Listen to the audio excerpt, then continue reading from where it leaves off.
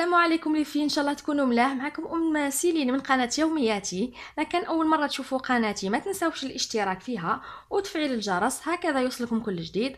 اليوم جبت لكم وصفه رائعه وبسيطه غير مكلفه، سهله جدا، ما تديش من وقتكم بزاف، اللي هي عصير الجزر، مقاوم للعطش في رمضان، والمذاق تاعو يجي هايل وبنين. نمروا الوصفه نتاعنا على بركه الله. نحتاج فيها كيلو جزر غسلته وبشرته وقطعته الى قطع صغيره هكا باش يزرب يطيب لنا. اطرا ماء، ياغورت بنكهه الفراز، تقدروا تستعملوا النكهه اللي تحبوها. نديروا نصف كاس سكر، هذا هو الكاس اللي راح نعبر به.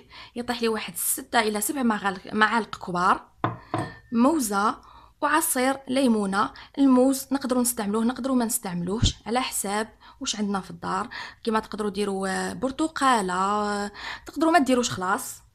هذه هي. نمروا الى طريقه التحضير. نجيبوا وعاء، نضع فيه الجزر،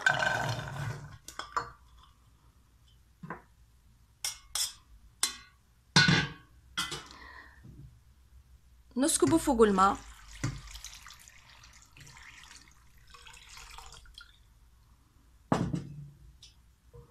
ونروح نحطه فوق النار. بعد ما يطيب نولي لكم. هذا هو الجزر تاعي بعد ما طاب.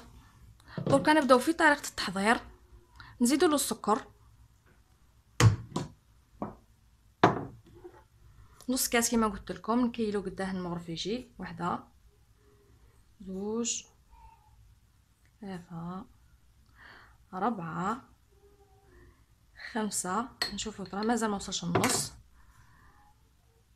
6، 7، بيسك انا كيلتو من قبل وشت. بغيت نزيد نعاود نثبت لكم. نص كاس نلوحو نص كاس سكر. والسكر كل واحد يدير على حساب الذوق تاعو، قادر ديروا قل قادر تزيدوا. ياغورت نص كاس ثاني راكم تشوفوا.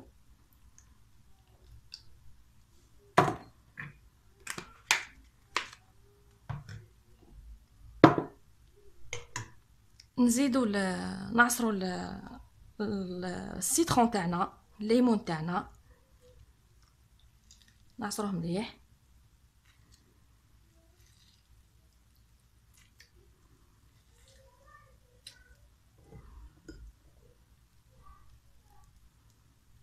نزيدو نعصرو الحبه تاعنا كامل هكا. نضيفو لها الموزه،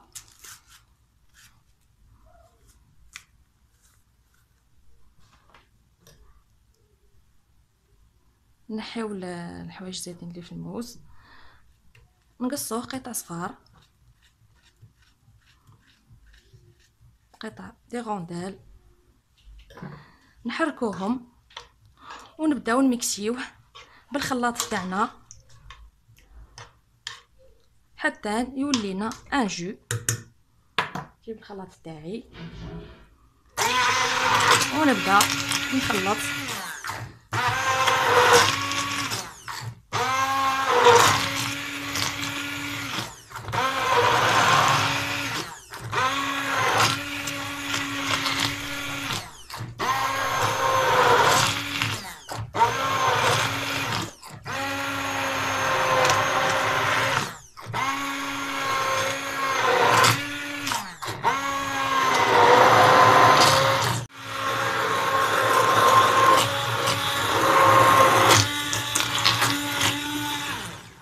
فوالا، هذا هو العصير تاعنا بعد ما ميكسيناه. درك انا جاني بالعين تاعي جاني شويه خاثر، راح نزيدو الماء كل واحد يضيف على حساب كيما بغى.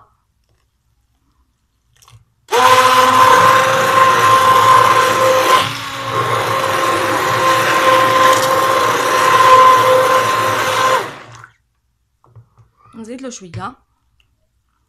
راكم تشوفوا كيما تشوفوا كميه تاع جزر قليله، كيلو دارنا كميه هايله من العصير.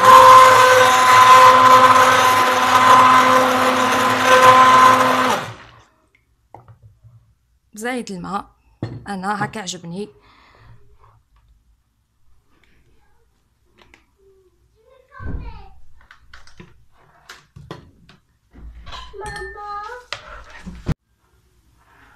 هذا هو العصير تاعنا بعد ما مزجناه. راح نروحو دوك نحطوه يبرد ونولي لكم. هذه هي الوصفه تاع اليوم، ان شاء الله تكون نالت اعجابكم. نتمنى تجربوها وما تنساوش الاشتراك في القناه وديروا لي لايك. سلام، الى الفيديو الجاي ان شاء الله.